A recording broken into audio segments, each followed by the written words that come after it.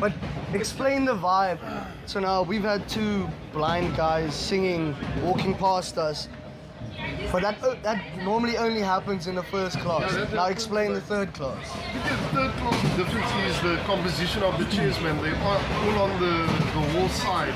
So you have this big ass gap. Inward.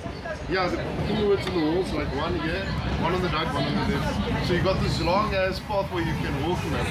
You know? So it makes more space for people to stand, right? A lot of people take that. But then the preacher guys take advantage. The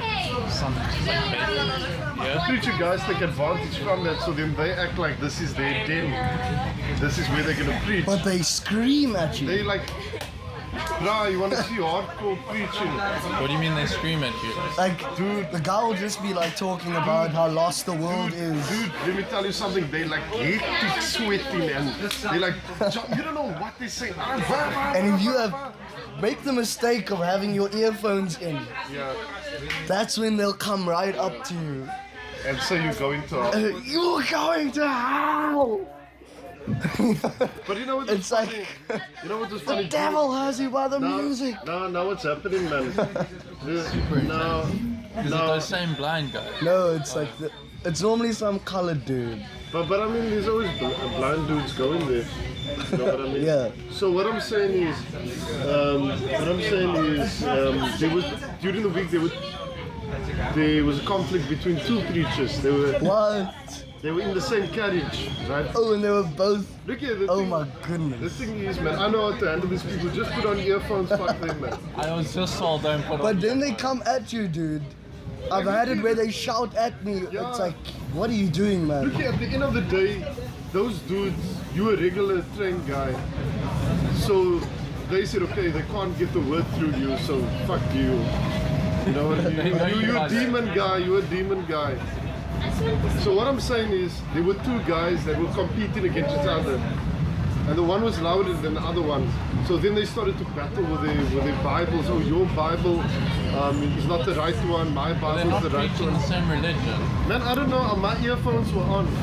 But then all I could see was it.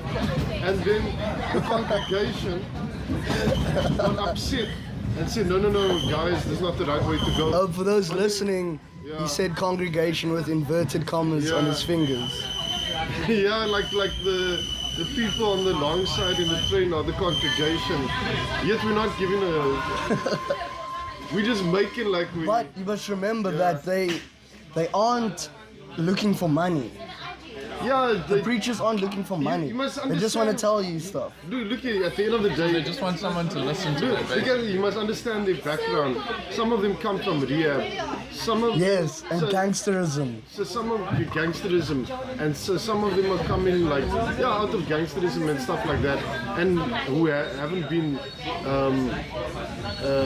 mentalized, you know, socialized, institutionalized. Like they haven't been like they never went to a rehab, man, to because they're crazy, man.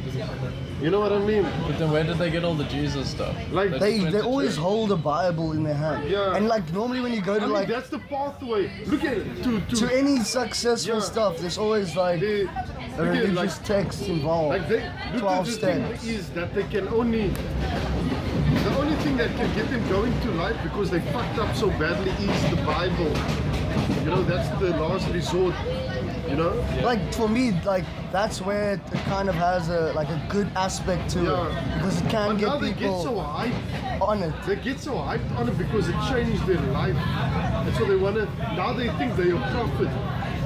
Now they think they're one of these prophets and that they have to save the world. So they will be, when they come into a place, they will be very on an instant pressure vibes. Yeah. You know, like everybody must now believe in them.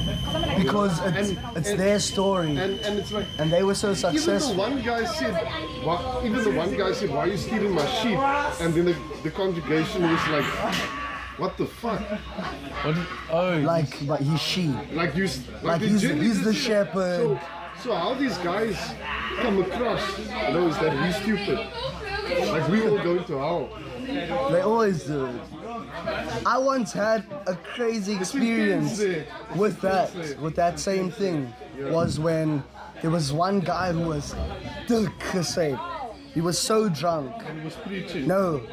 And he was like saying, he is the devil.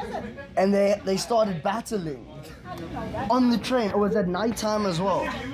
I took the train and these guys were going at it. The one guy was just completely smashed. And he's like telling him he's wrong. And it was a weird, like angels versus demons. Like it was a good show, like if someone had to record it. Because like the guy who was clean was like preaching godliness, and the guy who was completely smashed was talking about the devil is good. You know, it was a weird thing. But yeah, crazy stuff. What were the people around them doing? Just like You see now the carriage split up now. You got guys like me who were just enjoying the show. Then you got women who were like, how can he say that? Like, the guys saying stuff like burn the Bible, and you know what I mean? Then you got people who were like shocked, you know?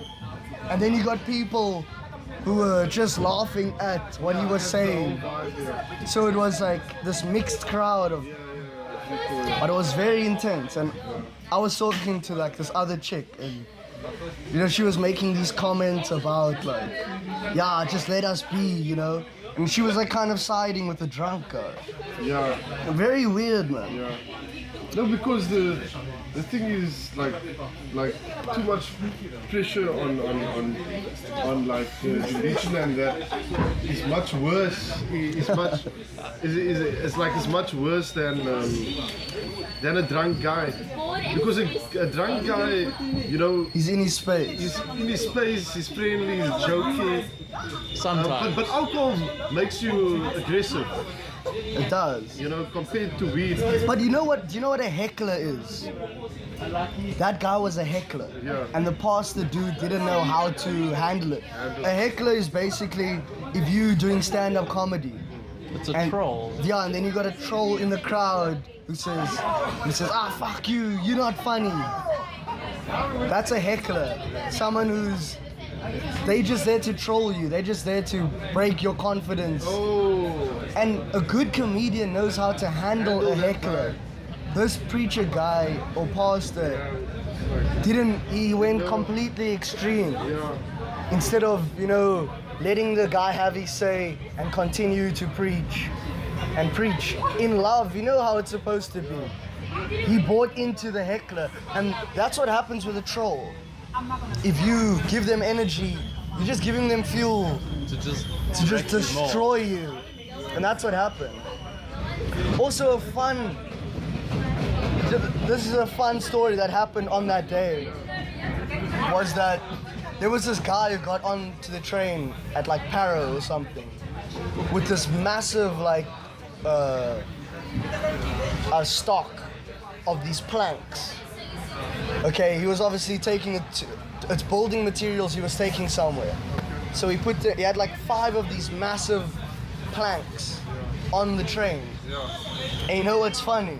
Guess what stop he gets off at? Woodstock. He gets off at Woodstock. It's an okay story.